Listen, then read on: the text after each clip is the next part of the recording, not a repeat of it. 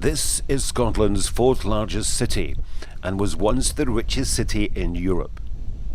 Sitting on the banks of the Firth of Tay, it's a city of discovery. Famous for its whaling, its jutes, jam and journalism.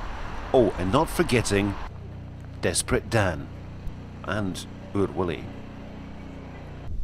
The railway bridge travels more than 2 miles over the Firth of Tay, and the River Tay discharges 207,000 cubic feet of water per minute. The River Tay is the longest river in Scotland, the 7th longest river in Britain, and the largest river in the UK by volume of discharge. I'm here in Dundee, and behind me is the second railway bridge to be built over the Firth of Tay. The first bridge collapsed, killing 75 people, including the designer's son-in-law. The only survivor? The locomotive. But what caused the longest railway bridge in the world to collapse during a fearful storm? And the answer is not as simple as designer error.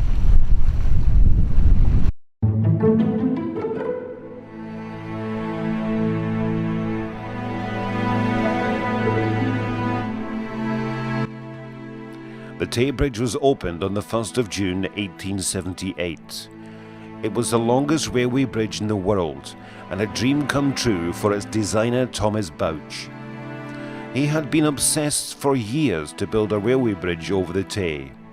He was a well-known railway engineer, designing many railways and stations within Scotland. Even railway ferries had Thomas Bouch's engineering skills. Queen Victoria was not at the opening of the bridge, but in late June 1879 she crossed the bridge on her way back to Windsor. Thomas Bouch was presented to the Queen at Dundee, and on the 27th of June he was sent to Windsor, where he received a knighthood. On the evening of the 28th of December 1879, Dundee was suffering storm-force winds, its worst storm in its history. Roofs were being blown off, chimneys were falling, and full railway wagons of coal were moving in marshalling yards simply with the strength of the wind.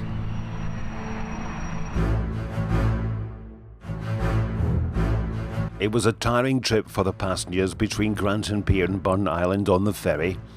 The storm was only hours away and the crossing fairly quiet. Men, women and children travelling back from their Christmas festivities. The 5:20 train from Burn Island to Dundee consisted of 4 third-class coaches, 1 second, 1 first, a brake van and locomotive.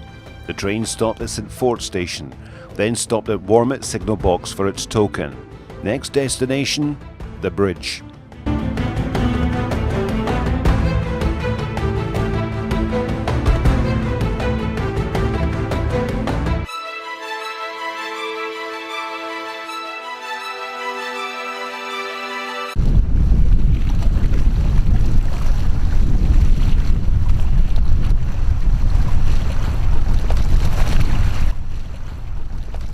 This is the grim view the people of Dundee witnessed the following morning. 75 people dead. But there was reports to the people of Dundee that there could have been as many as 300 people on the train. And this is a famous painting of a gentleman called James Roberts. He was a locomotive foreman in Dundee, and him and his friend James Smith attempted on the evening when the train disappeared to walk across the bridge to find out why. James Smith stopped short because of the wind, and James Roberts carried on, only to find the gap.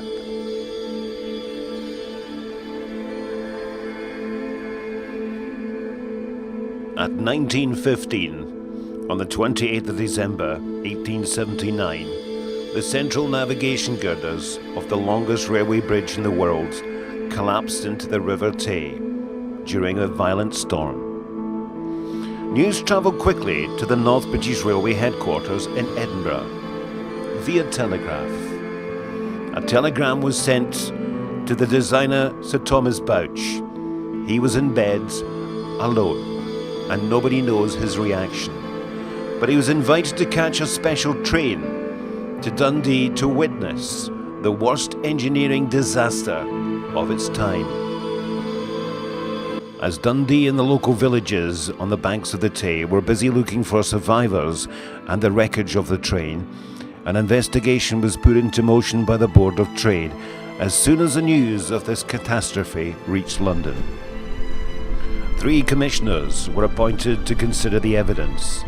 They proceeded with haste, knowing the whole country looked at them for an explanation for this engineering disaster.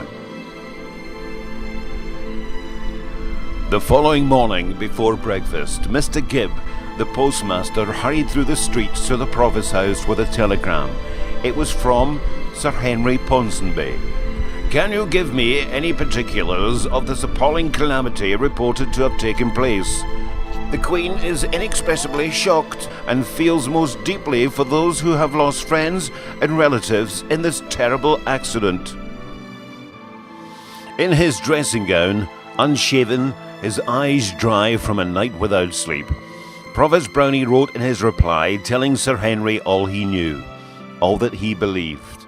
He followed the official statement made by the North British Railway, that it deeply regrets to say that nearly 300 passengers, beside the company's servants, were in the train.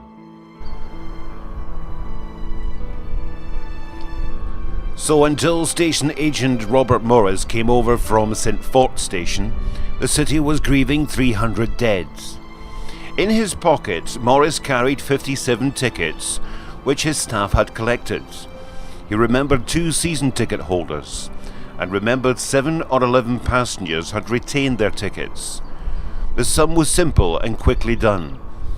Provost Brownlee announced the loss of 75 men, women and children. But who were they? What were their names? Where did they live? And weirdly, the Provost asked Station Master Smith to make discreet inquiries amongst the waiting crowd. Sir Thomas Bouch arrived into Dundee by special train on Monday morning. He was accompanied by his son. They would be unaware as he passed TAY Bridge Station that its large refreshment rooms had been transferred and cleared for the reception of the dead. He met Provost Brownlee and Harbour Master Robertson. Sir Thomas asked if he could visit his bridge as soon as possible. He was told the steamer the Forfarshire would be leaving Dundee Harbour at 10 o'clock.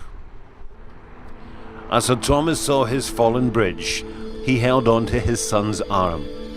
And all around were small ships, searching for survivors or bodies.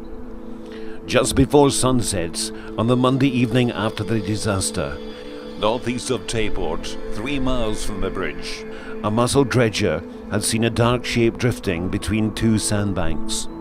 It was the first body of a middle-aged woman.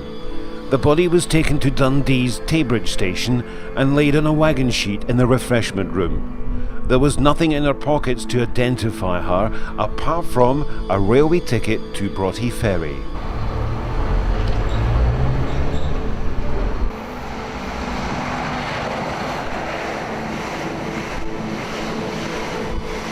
It was the body of Anne Cruikshanks, a housemaid to Lady Baxter of Culmarin, an ordinary woman who had ended an uneventful life by being the first body to be removed from the TAY Bridge disaster.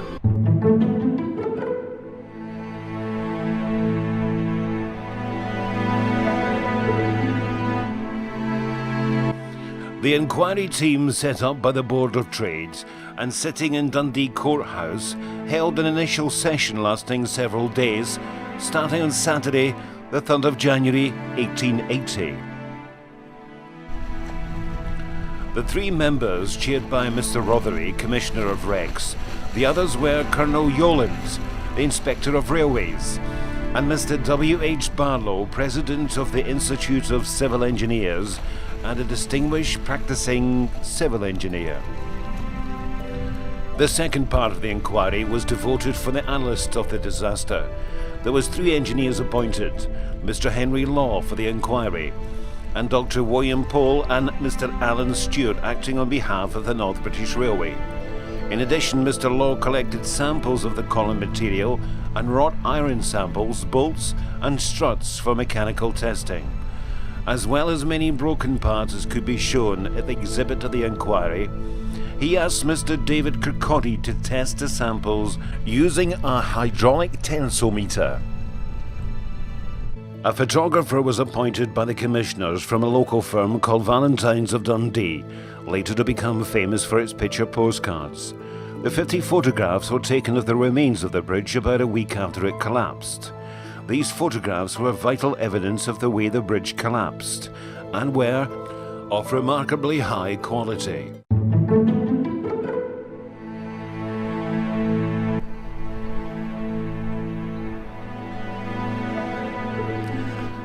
So far, there'd only been one body removed from the Tay, that of Anne Cruikshanks. She was found in the northeast just off Tayport, a housemaid to Lady Baxter.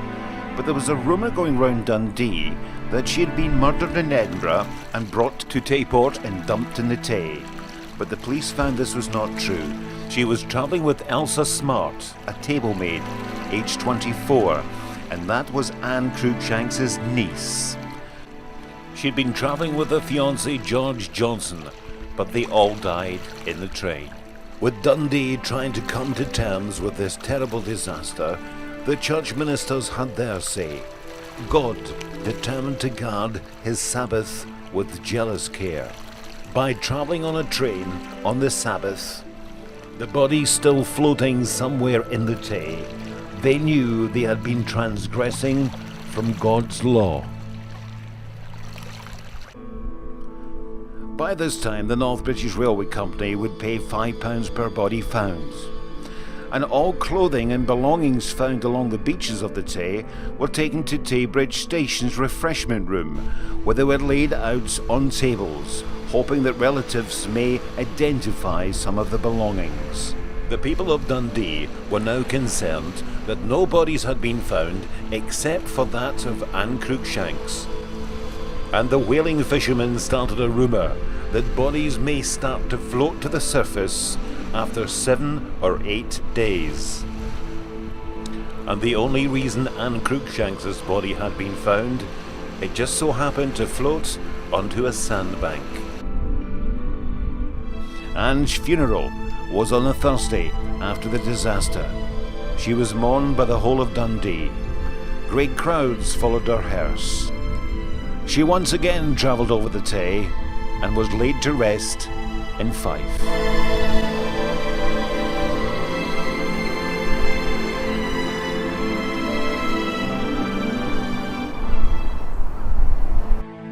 On Wednesday the 31st of December, Diver Simpson found the locomotive. It was encased in one of the central navigation high girders. You can see in this drawing there was more than just the engine. There was 5 carriages and the brake van, and they were found all encased in the girders. By now there had been a relief fund set up to help the victims. It stood at £1,980 and 16 shillings. Monies include £500 given from the North British Railway Company, £500 from individual subscriptions from directors of companies. But there was also a banker's draft cheque for £250, signed by Thomas Bouch. On the Tuesday morning of the 8th day, the whalers, the fishermen, the mussel dredgers continued the search on the Tay for bodies. They were hoping that the whalers would be correct with the fact that bodies after the 8th day would rise to the surface. And later, they were right. But that afternoon, there was a cry from the river. "A body!" The crowd who had gathered in Tay Bridge Station rushed down to the quayside. One man who had been helping searching for bodies was that of Andrew Johnston. He was the brother of guard David Johnston. When he heard that a body had been found, he rushed back to Tay Bridge Station. The body that was found was that of a man. It was taken to Tay Bridge Station and laid on the table. Relatives walked past slowly, seeing if they could identify him. Then Andrew Johnston walked past the body and did not move. It was his brother, guard David Johnston. His body was not disfigured. His face looked natural and placid.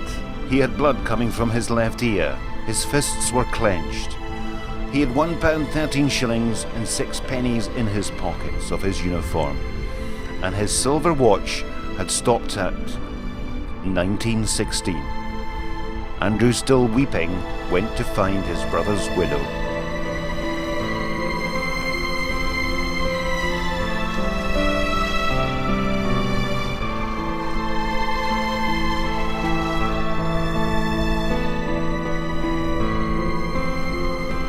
Four more bodies were found that day, and the following day the body of John Marshall was found 400 yards from the southern broken pier.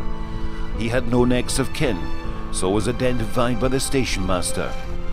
His face was badly burnt and had 2 deep wounds in his head. He was the fireman stoker. By the end of January, 33 bodies had been discovered, men, women and children. The driver's body, David Marshall, was washed up 9 weeks later. 46 bodies found, 29 still missing. 29 bodies never found. It was clear to the inquiry that the original designs had been changed by Thomas Bouch. Stone pillars had been changed to iron columns. The bridge high girders were not fixed to the base. They sat on roller bearings for expansion. There was even a suggestion at the Wanbet Foundry that staff found imperfections in the iron girders, and they used a substance called Beaumont egg, which is like beeswax and iron filings mixed, to cover the imperfections and then painting it black so nobody would know. The maximum speed of the bridge was 25 miles an hour, but some passengers giving evidence suggested trains were travelling as fast as 45 miles an hour. This could have weakened the structure. During high winds in the construction of the centre high girders, one collapsed in the high winds and was reused, not replaced. When the locomotive was found, they found the regulator fully opened, which would suggest that the driver and the crew on the footplates didn't see the disaster coming. The train and the girders just fell from the bridge. As I said earlier, the only survivor of the Tay Bridge disaster was its engine. It was sent back to Cowlairs in Glasgow, refitted and returned into service for another 45 years.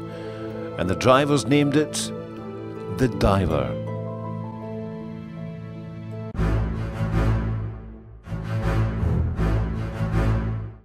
Mr. Rothery, the chairman of the inquiry, thought it better to submit his observations and his conclusions in a separate report, instead of joining his colleagues, Mr. Yoland and Mr. Barlow. When the 3 gentlemen sat down to consider their report, there must have been some harsh differences between them. Mr. Yoland and Mr. Barlow were both engineers, and perhaps professional sympathy or loyalty or caution made them reluctant to use harsh words. Not so the Wreck Commissioner, Mr. Henry Rothery.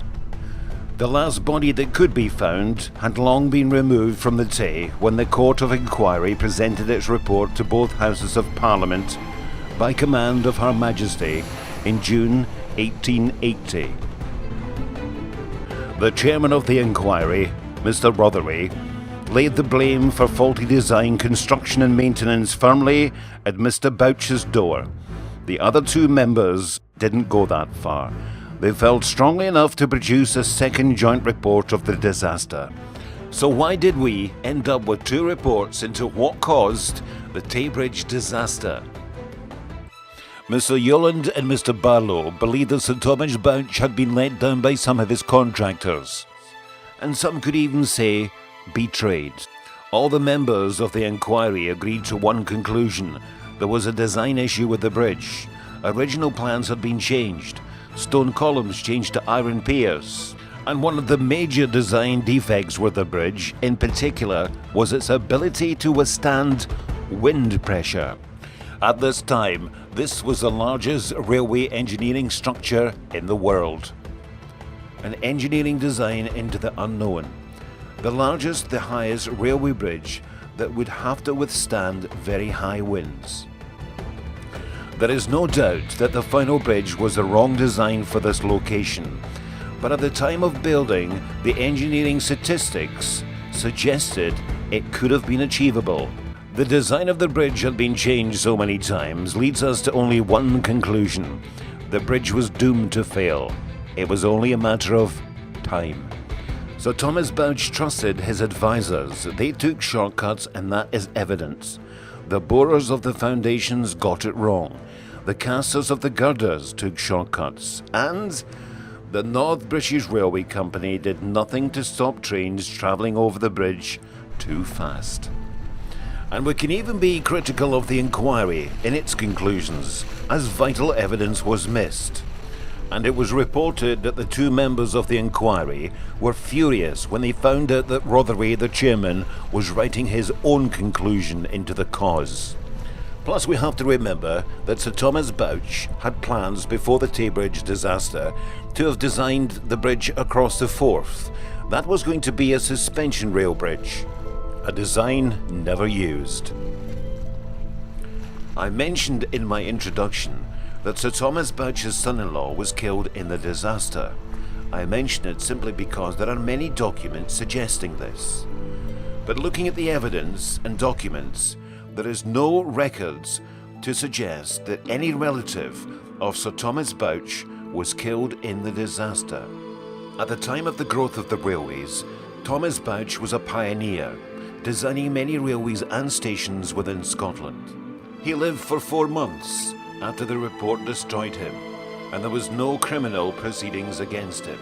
Trains were still running over the 300 miles of railways he had given Scotland and England, and his Tay and Forth ferries were once more in operation. He was laid to rest in Dean Cemetery in Edinburgh, aged 58. There were many lessons learned after this engineering disaster, and on July the 13th, 1887, a new bridge was opened, designed by William Henry Barlow. It's double-tracked, and that's the bridge we use today. But during high winds, trains are suspended from travelling over the bridge. Some new research has suggested that the death toll to the Tay Bridge disaster was 59 and not 75. There was 46 death certificates issued, and information on another 13 people. And this is important research to find the final death toll to the Tay Bridge disaster.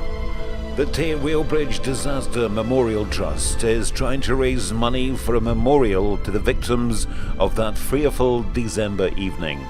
Plus, I believe we should also remember the railway pioneers who built the bridges, plus the boys and men who gave their lives to build a railway bridge across the Tay.